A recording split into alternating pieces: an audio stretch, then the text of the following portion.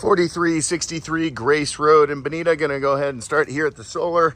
And what I've done is I've turned the solar off to reset it and see what happens. So the screen is totally blank now. When I walked up to it, it had a failure with a K1 open error code. And that is a relay that has to do with sensing grid power. So this is off, and there is a component in here that needs to be replaced.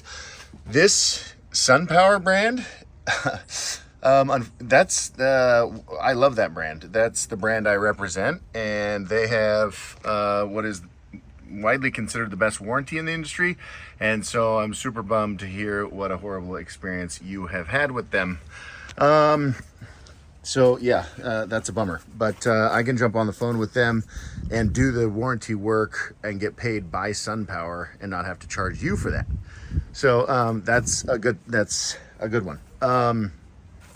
All right, there's a little arrow right here on your meter that will point to the left if the solar is backfeeding the grid, meaning producing more electricity than the house is using. Point to the right, which it's doing now, if you're pulling grid power from the grid. Electrical panels, very nice, looks professionally installed. Even looks like you guys had to trench for a new line to come in, which is a huge undertaking. And so I see where all of the crazy cost came from.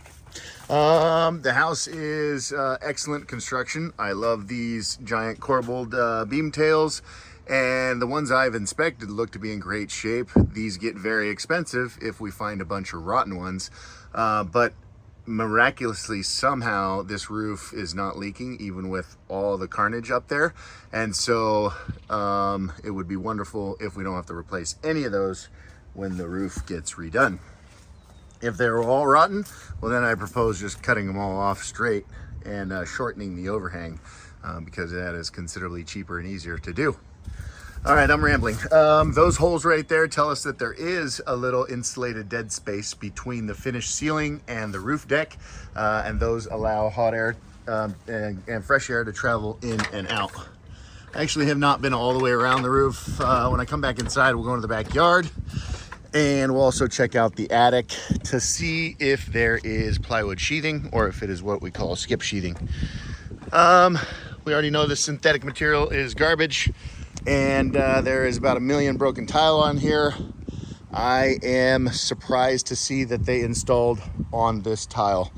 Not something that we would ever recommend, but they did a halfway decent job. It is the Iron Ridge flash feed, or what we use on asphalt shingle, which is what I propose we replace this product with. Those are good rails. 327 watt SunPower panels. Believe it or not, we still sell and install these all the way up to 435 watt panels. Anyways, 22 here. I forgot to count how many were over there, but that should be fairly easily handling a $400 to $500 average SDG&E bill. So we're gonna get this thing dialed for you sooner rather than later, and make sure that it starts. That you don't have any more true-up bills anymore. So I can see that the pool solar was originally here. That is horrifying to me. That pool solar was removed off of this product and then photovoltaic installed in the same position. It just seems like, I'm amazed there's not a whole bunch of leaks happening. This over here appears to be, I would guess that it's newer than this. It has to be, because torch down never lasts as long as most roofing products. It appears to be installed professionally, and the material appears to still be in good shape. So I would propose that we don't mess with this.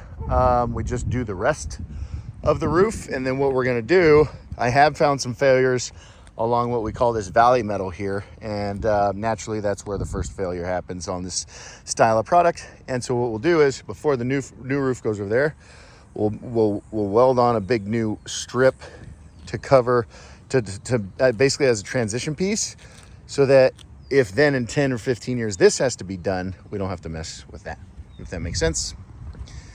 As rough as all this looks, it actually looks okay. It looks to be waterproof. Those skylights are huge and awesome. We will definitely do a tune-up on those, even if we leave this product in place. Same thing over here in this valley. So 22 panels there, and then another 4 over here. So we got a total of 26 panels. Yeah, just basic head math, that should be good enough for a $500 average SDG&E bill. That right there is super vulnerable.